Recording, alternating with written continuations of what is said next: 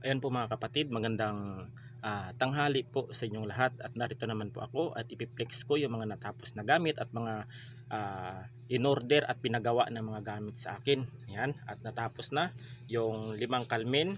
Ayan, 5 kalmin mga kapatid. Yan, ito ay pamproteksyon dun sa part 2 na to mga kapatid. Ito yung pamproteksyon sa lahat ng uri ng itim na mahika, mapakulang, barang, palipad hangin, tigal puok, kung anumang uri ng sumpa. Yan, ito. At saka ano po, second batch nito mga kapatid, ang ginawa kong garapa. Yan, pangpaswerte po ito, second batch ito mga kapatid, kasi yung ginawa kong una nung 7 ay na-sold out po yun mga kapatid, kaya gumawa ulit ako sa mga nagnanais po na magpagawa nito. Ay mag-PM lang kayo sa akin. Yan, kung gusto kursunada ninyo ito, ay available po itong 7, pangalawang batch na ito. 7, yan, 7 po. Yung 7 unang gawa ko ay sold out po yun. Pangalawa ito. Yan, marami po talagang nagtiwala sa akin, at saka napadala ko na po, at yung iba mismo sila po personal dito ang pumunta para kunin po yung garapa na ito na pangpaswerte at pangpahalina sa negosyo. Ayan. Yan. At saka ito sa ating dito siya kumukuha ng mga gamit pang depensa sa akin. Ito ay kumukulo mga kapatid. Kumukulo itong gamit na ito, ay pag mayroong mga aswang o kung ano man ay kumukulo ito. Kaya ito yung nakursunada ni bro, si bro Jupil. Yan, ito yung nakursunada niya, at lilimusan niya sa akin ito. Yan, at bibitawan ko na rin, at saka kailangan din ng mga taong gusto rin ng pandepensa. Pangkalahatan din to po ito mga kapatid. Yan, pangkalahatan itong garapa na ito. Matagal-tagal na ito sa akin mga kapatid, mahigit na 2 years na ito sa akin. At kailangan din ng iba na gusto ring maranasan ang kung ano talaga yung ano, ay talagang kumukulo ito mga kapatid. Lalong lalo na sa pag meron akong pasyente dito na na alam nating hindi maganda, ay kumukulo ito. Parang kumukulo yung langis. Yan. Yan, at saka ito naman sa isang kababayan natin dito sa di ko na daw babanggitin ang kanyang pangalan. Siya po ay kumuha nito. Yan, ng garapa siya, pero parehas din sila. Yan, pero medyo malaki-laki ang halaga nito. Yan. At saka yung isang swerte. Yan, amulet naman po, pangkaligtasan. Ito at dumating na at pinadala sa atin ng ating kakilalang antingero na tagagawa ng mga amulet, na doon ako nagpapagawa. Yan. Ito ang gumamela selis na bulaklak ng langit at lupa, pero amulet po siya. Yan, at ipapadala natin din. Di na natin ito papatagalin. Pag sino ang nag-order, ipapadala natin. Hindi po tayo scammer. Yan, ako po talaga ay nagpapakita po talaga ako ng mukha. Yan, sa kasi sa akin lang naman ay para makatulong din ako sa mga taong nangangailangan at gusto po talaga ng pangdepensa. Ayan po ang sabi po ng iba, bakit daw yung iba hindi nila kaya yung kasi mga kapatid, ang unang-una po yung mga sangkap na ito, ganito.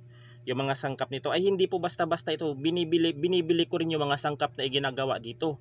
Hindi ko to hinihingi. Yung iba po, kung meron po akong mga meron po akong mga kahoy na alam na kung saan makukuha ito, ay kinakalap ko. Pero ito ay binibili ko yung mga sangkap na ito. Kaya dapat intindi din tayo, kasi para din naman sa inyo yan mga kapatid. Yan, napakaganda niyan mga kapatid, napaka-tested.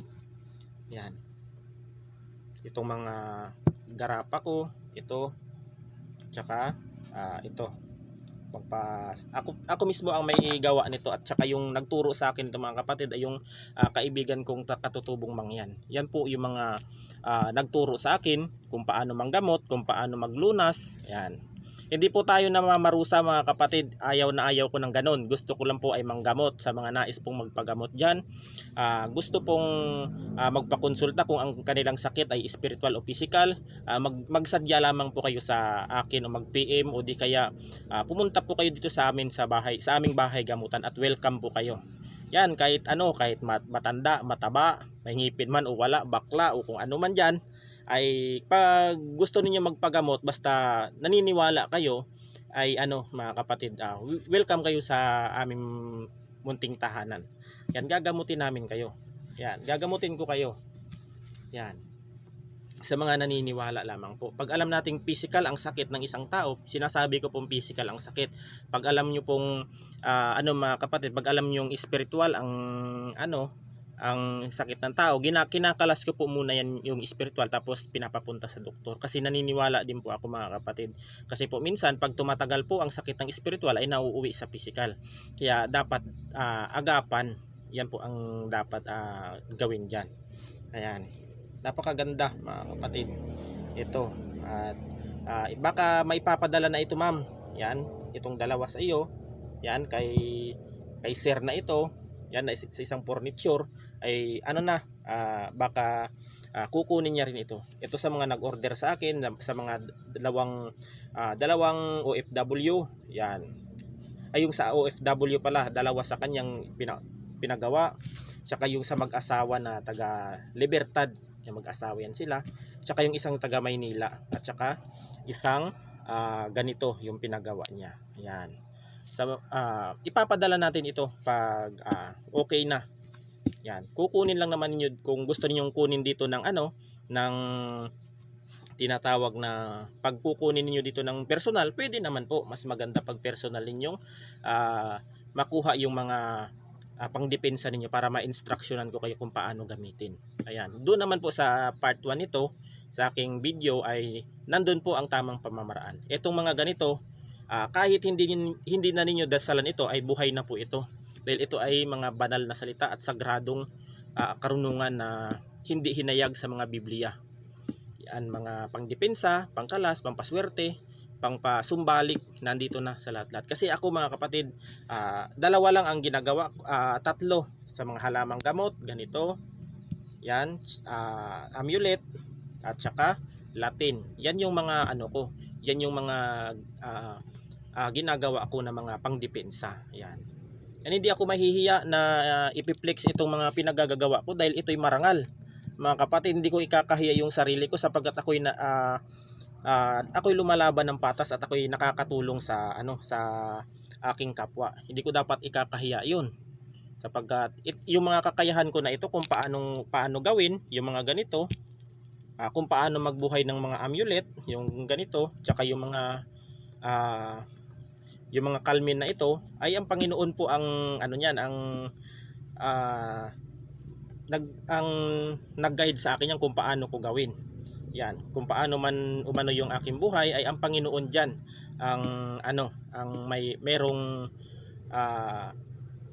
nag-guide sa akin kung paano gawin ito at para ipamahagi sa mga taong nangangailangan pamproteksyon sa spiritual, physical, kung ano mang uri ng black magic. Yan.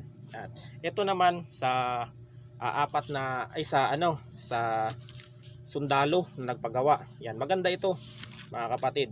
Pag isinuot ninyo ito mga kapatid, 100% ay napakagaan po ang inyong ang inyong katawan pag sinuot ninyo ito.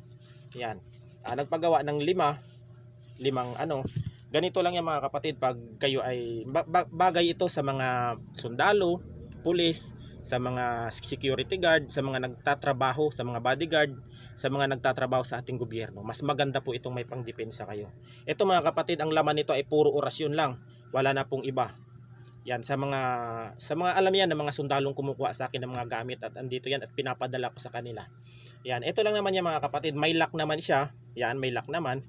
Yan, hindi ko talaga kakahiya yung ano ko, yung trabaho ko sapagkat ito'y marangal. Yan, ito lang gagawin. Tapos ilalagay lang naman dito yan mga kapatid. Yan, adjustable naman yan. Yan. Pwede mo namang kung gaano kayo kalaki ay pwede niyo naman puluputin dito. Yan, tsaka i-ano ninyo sa inyong pantalon. Parang ganyan. Para hindi mahalata. Yan. Napakagaan po mga kapatid na pagsuot-suot ninyo sa inyong katawan yung ganito. Yan. First time la, pangalawang beses na ako nakagawa nitong ganitong senior belt, junior belt. Yan. Yan. Ito mga kapatid ay napakaganda. At ang mga ora nito mga kapatid ay sa akin talaga, sariling gawa ko, sa aking mga pinag-aralan. Narito lahat ng mga ng mga orasyong pangdepensa sa anumang uri ng labanan, sa physical at spiritual. Yan. Naandito lahat.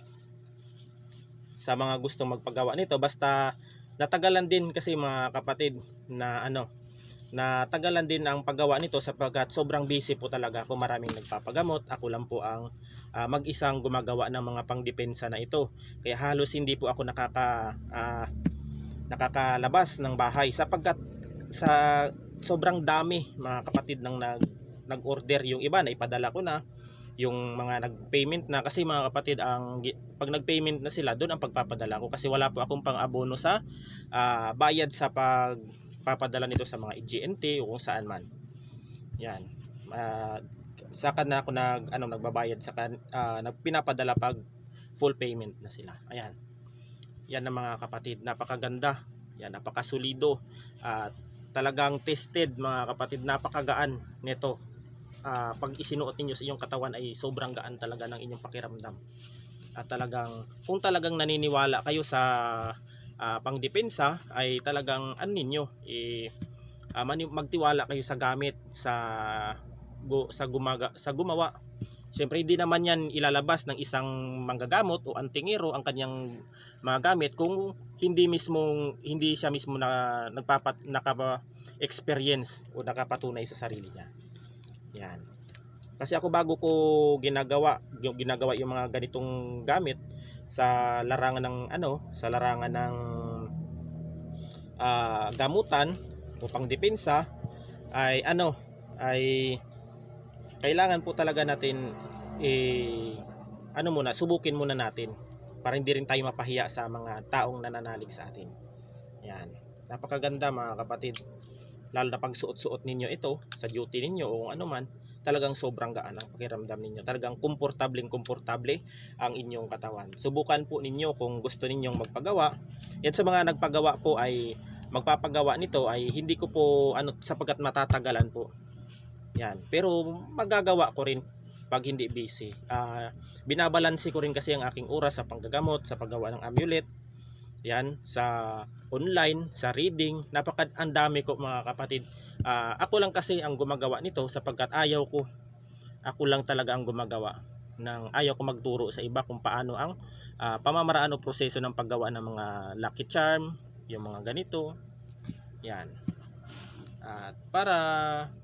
Kasi ito yung talento na ibinigay sa akin ng ating Panginoon na i-share ko rin sa iba o ibabahagi ko rin. Yan. Ito mga kapatid, at hanggang dito na lang, at God bless us all. Ingat po tayo palagi. Sa mga naniwala sa akin at nagtiwala, maraming salamat po.